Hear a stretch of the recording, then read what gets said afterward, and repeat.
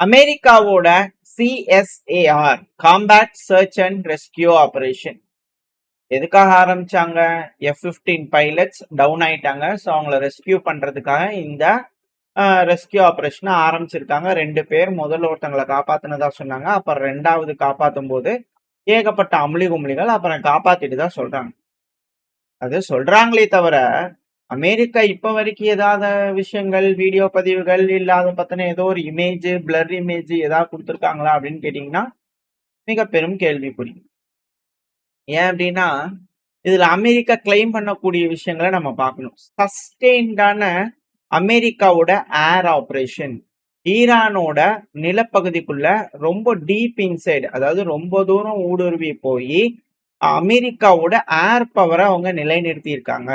அதுவும் 400 கிலோமீட்டருக்கும் மேல அமெரிக்காவோட இந்த ஊடுருவல் இருக்கலாம் ஈரானுக்குள்ள.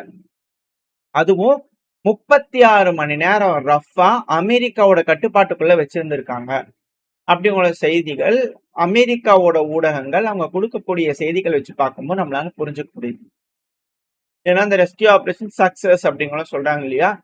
ஸோ இதனால அது உண்மையாலுமே சக்சஸா இல்லை அது ரெஸ்கியூ ஆபரேஷனா இல்லை என்னதான் நடந்திருக்கு அப்படிங்கிற பல கேள்விகள் இருக்கு. அதை நம்ம டீட்டெயிலாக இந்த பதில பார்க்கலாம். ஸோ இதுல இனிஷியலா என்ன சொல்றாங்கன்னா, நாங்க சர்ச் அப்புறம் ரெக்கவரி இது ரெண்டுக்கும் வந்து பாத்தீங்கன்னா ஒரு லேண்டிங் ஜோனை எஸ்டாப்ளிஷ் பண்ணி அதுல பைலட்டை லொக்கேட் பண்ணி அந்த பகுதிக்கு எக்ஸ்ட்ராக்ஷன் பாயிண்ட்டுக்கு கொண்டு வந்து அங்கிருந்து அவங்க எல்லாத்தையும் மீட் எடுத்துட்டு வரோம் அப்படிங்கிற சொல்றாங்க. அதுவும் வித்தவுட் லாசஸ், அதாவது இழப்புகள் இன்றி நாங்க மீட் எடுத்திருக்கோம் அப்படிங்கிறத அவங்க தப்புன்னு சொல்றாங்க. இதுல ஈரானோட ரெஸ்பான்ஸ் கெப்பபிலிட்டிஸ் எந்த அளவுக்கு அப்படிங்கிறத அமெரிக்க தரப்புல இருந்து அனாலிசிஸ் பண்ணுவாங்க இல்லையா? ஸோ அதை வச்சு பார்க்கும்போது ரெசிஸ்டன்ஸ் அப்படிங்கிறது ரொம்ப கம்மியா தான் இருந்திருக்கு. ஏன்னா அமெரிக்கா ஈரானுக்குள்ள 400 கிலோமீட்டருக்குள்ள ஊடுருவி வந்து ஒரு லேண்டிங் ஸ்ட்ரிப்பையே கட்டுப்பாட்டுக்குள்ள வச்சுக்கிட்டு, நான் உங்களுக்கு சைட்ல இமேஜஸ்லாம் லோட் பண்றேன். எந்த இடத்துல அமெரிக்காவோட விமானங்கள் லேண்ட் ஆயிருக்கு அப்படிங்கிறதெல்லாம் வந்து பார்த்தீங்கன்னா அதுல இருக்கும். நான் உங்களுக்கு எக்ஸ்பிளைன் பண்றேன் என்ன நடந்திருக்குன்னு சொல்லிட்டு. பட் இனிஷியலா என்ன பேசிக்கிறாங்க அப்படிங்கிறத நம்ம பார்க்கலாம் மீடியாக்கள் தரப்பு. ஸோ அந்த ரெசிஸ்டன்ஸ்லாம் வந்து பண்ணா பெருமளவில் இல்லை. ஸ்மால் ஆர்ம்ஸ் அப்புறம் லோக்கல் மிலிட்டாஸ், அதாவது அங்க லோக்கல்ல இருக்கக்கூடிய மக்கள் தான் வந்து பார்த்தீங்கன்னா இனிஷியலா இவங்களோட என்கேஜ் பண்ணிக்கிறாங்க அமெரிக்காவோட. ப்ராப்பரா ஈரானோட ராணுவம் ஏதாவது வந்து இந்த இடத்துல கவர் பண்ணிருக்கிறாங்களான்னா இல்ல. ஈரானோட ஏர் டிஃபென்ஸ் சிஸ்டம்ல இந்த இடத்துல ப்ராப்பரா கவர் இல்ல அப்படிங்கிறது போல வந்து பாத்தீங்கன்னா அவங்க தரப்பு வந்து கிளைம் பண்றாங்க.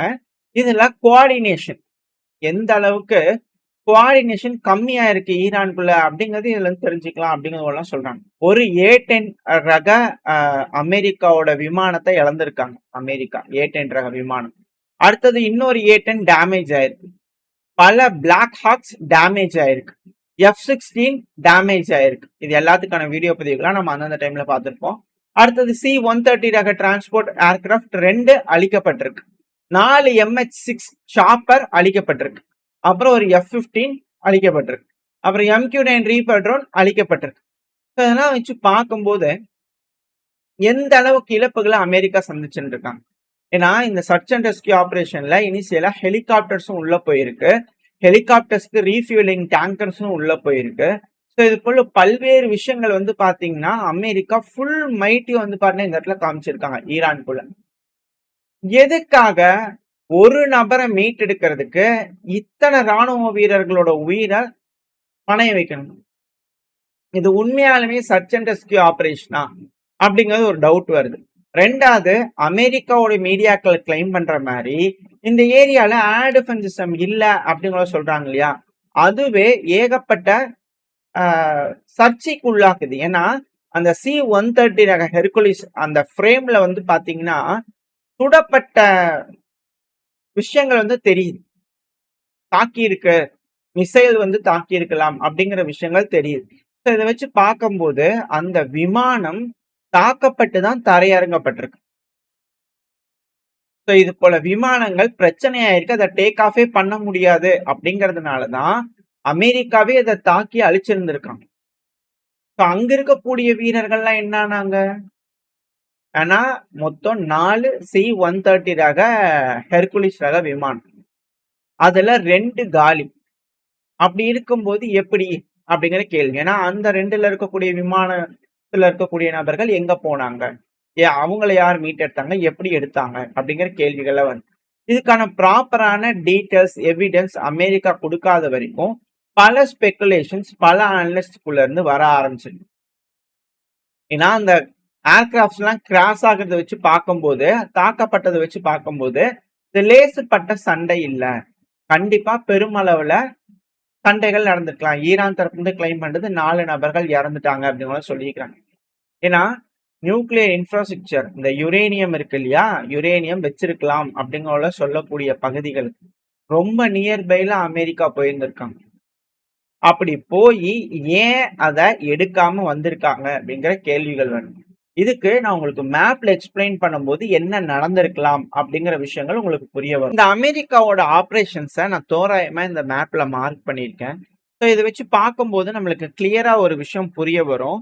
இது சர்ச் அண்ட் ரெஸ்கியூ ஆபரேஷனா இல்ல வெனிசுவேலாலாம் அமெரிக்கா ஒரு ஆபரேஷன் ட்ரை பண்ணாங்க இல்லையா? அது போல ஒரு ஆபரேஷனா அப்படிங்கிற விஷயங்கள் சந்தேகங்கள் பல அனலிஸ்ட்குள்ள வந்திருக்கு.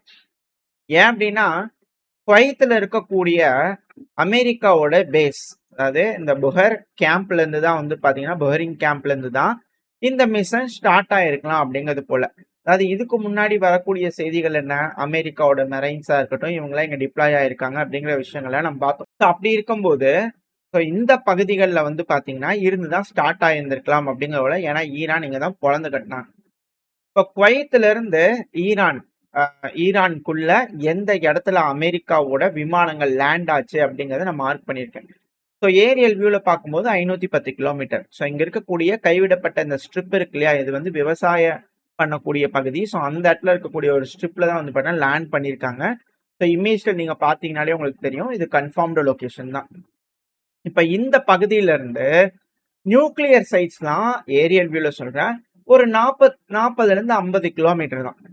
அதாவது ஃபார்டோவா இருக்கட்டும், இது எல்லாமே வந்து பாத்தீங்கன்னா ரொம்ப நியர்பைல இருக்கக்கூடிய அந்த நியூக்ளியர் ட்ரையாங்கிள்னு சொல்லக்கூடிய பகுதிக்கு பக்கத்துல போய் லேண்ட் ஆயிருக்காங்க அமெரிக்கா. எதுக்காக லேண்ட் ஆயிருக்காங்க அப்படிங்கிற கேள்விகள். ஒரு F-15 பைலட்டை காப்பாத்துறதுக்காக இந்த அளவுக்கு ரிஸ்க் எடுப்பாங்களா அப்படிங்கிற ஒரு கேள்வி. 2வது, இங்க இருந்து தெஹரான் ஈரானோட கேபிட்டல் வெறும் 392 கிலோமீட்டர் தான். ஸோ இதுல இருந்து என்ன தெரிய வருது அப்படின்னா, அமெரிக்கா ஒரு லேண்டிங் ஆபரேஷனுக்கு ட்ரை பண்ணியிருக்கலாம். ஸோ அந்த லேண்டிங் ஆபரேஷன் ஃபெயிலியர் ஆனதுனால இது போல சர்ச் அண்ட் ரெஸ்கியூ ஆபரேஷன் அப்படிங்கிறது போல சொல்லிட்டு உள்ள வந்து நாங்க காப்பாத்திட்டோம் அப்படிங்கறத போல சொல்லியிருக்காங்களே தவிர இந்த ஆபரேஷன் கிளியரா ஒரு ஃபெயிலியர். அதாவது அமெரிக்கா இது போல ஒரு ரெஸ்கியூ ஆபரேஷனுக்கு இவ்வளோ அசெட்ஸை வந்து பாத்தீங்கன்னா யூஸ் பண்ணுவாங்களா? அதுவும் ஒரு விமானிக்காக, ஒரு பைலட்டுக்காக இது போல செய்வாங்களா அப்படின்ற கேள்விகள். செய்யலாம்ப்பா, அவங்க பெரிய ஆர்மி அப்படிங்கிற இருந்தாலும், பட் இப்ப போர் போல ஒரு சூழல், இது போல ஒரு ரெஸ்கியூ ஆபரேஷன்ல இந்த அளவுக்கு அசெட்ஸ் அவங்க லாஸ் பண்றாங்கன்னா அவங்க இன்னைக்கு எத்தனை நாளைக்கு இந்த நாள் பிரச்சனைகள் நீண்டுகிட்டு இருக்கும் அப்படிங்கிறது தெரியாது. இது போல விஷயங்கள்னால கால்குலேட்டட் லாசஸ்க்கு தான் வந்து பாத்தீங்கன்னா நாடுகள் போவாங்க. இது போல பிளண்டா எல்லா அசெட்ஸையும் மூவ் இன் பண்ணி எல்லாம் ட்ரை பண்ண மாட்டாங்க. அப்படி இருக்கும்போது பல அனலிஸ்ட்களோட கருத்துக்கள் என்ன அப்படின்னா, இனிஷியலா இது ஒரு சர்ச் அண்ட் ரெஸ்கியூ ஆபரேஷன் போல பொய் சொல்லிட்டு அமெரிக்கா ஒரு லேண்டிங் ஆபரேஷனுக்கு ட்ரை பண்ணியிருக்காங்க. அதாவது அங்க இருக்கக்கூடிய யுரேனியம்லாம் எடுக்கிறாங்க இல்லையா, ஸோ அது போல யுரேனியம் இருக்கக்கூடிய சைட்ஸ் பக்கத்துல போயிட்டு அதை ரெக்கவர் பண்றதுக்காக அமெரிக்கா ட்ரை பண்ணியிருக்கலாம். ஸோ அந்த ஏரியால ஈரானோட ஃபோர்ஸுக்கு முன்னாடி அமெரிக்கானால தாக்கு பிடிக்க முடியாததுனால அங்க லேண்ட் ஆயிருக்கக்கூடிய விமானங்களை கூட நம்ம தாக்கி அழிச்சிட்டு கிளம்பிடலாம். அதாவது குரூவோட அடிச்சிட்டாங்களா? ஏன்னா அங்க இருக்கக்கூடிய யுரேனியம் எடுக்கணும் அப்படின்னா வெறும் ராணுவம் மட்டும் அங்க இருந்தா வந்து பாத்தீங்கன்னா எடுத்துட்டு வர முடியாது. சயின்டிஸ்டும் தேவை. இது போல சயின்டிஸ்டும் அங்க இருக்காங்க அப்படின்னா அவங்க ஈரானோட கைப்பிடிக்குள்ள போனாங்கன்னா இழப்புகள் அதிகமா இருக்கும். 2வது, இந்த ஆபரேஷன் பத்தின டீட்டெயில்ஸ் கிடைச்சிரும்ன்றதுக்காக இவங்களே தாக்கிட்டாங்களா அப்படின்ற கேள்விகள். ஏன்னா நம்ம பார்த்தோம், பிளாக் ஹாக் ஹெலிகாப்டர்ஸ் டவுன் ஆயிருக்கு, 2வது MH ரக ஹெலிகாப்டர்ஸ் டவுன் ஆயிருக்கு. இதெல்லாம் டவுன் ஆயிருக்குன்னா அந்த பைலட்ஸை யார் ரெஸ்கியூ பண்ணுவாங்க? இப்ப இங்க இருக்கக்கூடிய டிரான்ஸ்போர்ட் விமானங்கள் 2 வந்து பாத்தீங்கன்னா டவுன் ஆயிருக்கு அப்படிங்கும் போது இவங்களை யாரு காப்பாத்துவாங்க? இது போல விஷயங்கள் இங்க வந்திருக்கு. ஸோ அமெரிக்கா ஒரு லேண்டிங் ஆபரேஷனுக்கு ட்ரை பண்ணி, அதாவது ஒரு ரெஸ்கியூ ஆபரேஷன் சொல்லிட்டு ஒரு லேண்டிங் ஆபரேஷனுக்கு ட்ரை பண்ணியிருக்காங்க. அது ஃபெயிலியர் அப்படிங்கிறதுனால இத சர்ச் அண்ட் ரெஸ்கியூ ஆபரேஷன் சொல்லிட்டு சக்சஸ் அப்படிங்கிற கிளைம் பண்றாங்களா அப்படின்ற கேள்விகள். அதாவது உள்ள போய் ஈரானுக்குள்ள அங்க இருக்கக்கூடிய அந்த யுரேனியம் மீட் எடுத்துட்டு வர்றதுக்கான ஆபரேஷனா இருந்திருக்கலாம் இது. ஸோ அதுதான் ஃபெயிலியர் ஆயிருக்கு அப்படிங்கிற சில அனலிஸ்டோட கருத்துக்கள். வரக்கூடிய தகவல் இருக்கக்கூடிய விஷயங்களை வச்சு பார்க்கும்போது தெரியுது ஏன் அமெரிக்கா அவங்களோட அசெட்ஸையே தாக்கணும், அது இந்த அளவுக்கு அசெட்ஸை ஏன் இப்படி இருக்கக்கூடிய சூழ்நிலையில தரையிறக்கணும், ஏன் உள்ள அனுப்பணும் அப்படிங்கிற போல பல கேள்விகள் வருது. இந்த கேள்விக்கான விடையெல்லாம் காலம்தான் பதில் சொல்லணும். ஆனா அது வரைக்கும் வெயிட் பண்ண வேண்டியது இல்ல. ட்ரம்ப் அவர்கள் இப்ப ட்ரம்ப் அவர்களோட திரும்பவும் பாத்தீங்கன்னா ஒரு மிரட்டல். டியூஸ்டே வரைக்கும் தான் டீலா இல்லையா, பிக் ஒன்ல இருந்து அடிப்பேன், எனர்ஜி இன்ஃப்ராஸ்ட்ரக்சர் இருந்து எல்லாத்தையும் அடிப்பேன் அப்படிங்கிறது பாத்தீங்கன்னா அவர் தரப்புல இருந்து மிரட்டல்கள் வரதை வச்சு பார்க்கும்போது இந்த தோல்வியோட வெளிப்பாடு தான் அதுவா அப்படிங்கிற கேள்விகளும் வர ஆரம்பிச்சிருக்கு. இதுதான் உறுதி செய்யுது இது ஒரு ஃபெயில்டு ஆபரேஷன். அமெரிக்கா இந்த ஈரானுக்குள்ள பாத்தீங்கன்னா இந்த ஆபரேஷன் ஃபெயிலியர் ஆயிடுச்சு அப்படிங்கிறதுனால ட்ரம்ப் அவர்கள் கோவத்துல இது போல ஈரானை ஃபுல்லா அழிச்சிடலாம், அங்க எதுவுமே இருக்கக்கூடாது அப்படிங்கிற முடிவெடுத்து தாக்குறாங்களா அப்படின்ற கேள்விகள் வருது. இந்த டைம்ல ஈரானுக்குள்ள எல்லா பகுதிகளிலும் ஹெவியான தாக்குதல்கள் நடக்குது அப்படின்ற செய்திகள் வருது. இதை பத்தின டீட்டெயில்ஸ் வந்துச்சுன்னா அது பேர்ல பார்க்க ஆரம்பிக்கலாம். பட் இதுல இருக்கக்கூடிய விஷயம் இதுதான், அமெரிக்கா லேண்டிங் ஆபரேஷனுக்கு ட்ரை பண்ணியிருக்காங்க. அப்படி ட்ரை பண்ணதுல அது மேசிவான ஃபெயிலியர் சந்திச்சிருக்கு அப்படிங்கிறது ஒரு விஷயம் எடுத்துக்கலாம். இல்லைன்னா இது ஒரு பிராக்டிஸ் இல்ல டெஸ்ட் பண்ணியிருக்கலாம். இது போல நியர்பை நியூக்ளியர் சைட்டுக்கு பக்கத்துல போயிட்டு நம்ம எந்த அளவுக்கு இதை கையகப்படுத்த முடியும், எந்த அளவுக்கு நம்ம இதை ஹோல்டு பண்ண முடியும், எந்த மாதிரி ரெசிஸ்டன்ஸ் ஈரான் கிட்ட இருக்கும் அப்படிங்கிற விஷயங்கள் எல்லாத்தையும் அமெரிக்கா கத்துக்கிறதுக்காக இது ஒரு ட்ரையல் ஆபரேஷனா கூட பண்ணியிருக்கலாம் அப்படிங்கிறது போலயும் பேசிக்கிட்டு இருக்காங்க. எதுனாலும் இது ஒரு மேசிவ் ஃபெயிலியர் அப்படிங்கிறது போல பல அனலிஸ்டோட கருத்துக்கள். இல்ல அமெரிக்கா சொல்ற மாதிரி இது search and rescue operation success அப்படிங்கிறத நினைக்கிறீங்களா? ஏன்னா மற்ற விமானிகள்லாம் எப்படி அப்படிங்கிற கேள்விகள் இருக்கு. அந்த ஒரு F-15 பைலட் தான் முக்கியமா, அந்த ஹெலிகாப்டர் பைலட்ஸ்ல என்ன ஆனாங்க அப்படிங்கிற கேள்விகள் வருது இல்லையா? என்ன பதில் அமெரிக்க தரப்புல இருந்து விளக்கங்கள் இதுக்கப்புறம் ஜேர்னலிஸ்ட் கிட்ட கொடுக்க போறாங்க. ஏன்னா எந்த பைலட் ரெஸ்கியூ பண்ணாங்க, என்ன நடந்துச்சு அப்படிங்கிற விஷயங்கள்லாம் வெளியே வரல, கிளியரான டீட்டெயில்ஸ் அமெரிக்க தரப்புல இருந்து கொடுக்கலன்னா நம்ம தெரிஞ்சுக்கலாம் இந்த ஆபரேஷன்ல என்னமோ நடந்திருக்கு அப்படிங்கிறது போல. உங்களோட கருத்துக்கள் என்ன அப்படிங்கிறத கமெண்ட் செக்ஷன்ல சொல்லுங்க. ஓரளவுக்கான தகவல்கள் இந்த ஆபரேஷன்ஸை பத்தி நம்ம பார்த்துருப்போம். இந்த பதிவு உங்களுக்கு பிடிச்சிருந்தா லைக் பண்ணிட்டு உங்க ஃப்ரெண்ட்ஸ் நம்மள ஷேர் பண்ணிக்கோங்க. அது கூட மறக்காம நம்ம சேனலை சப்ஸ்கிரைப் பண்ணலாம், மறக்காம சப்ஸ்கிரைப் பண்ணிக்கோங்க. அப்பதான் நம்ம போடக்கூடிய வீடியோக்களை வச்சு யூடியூப் 4 பேருக்கு ப்ரொமோட் பண்ணும். உங்களோட அன்பு ஆதரவு எனக்கு எப்ப இருக்கணும்னு நம்பிக்கல அடுத்த பேர் சந்திக்கிறேன். அது வரைக்கும் ஸ்டே சேஃப், பை.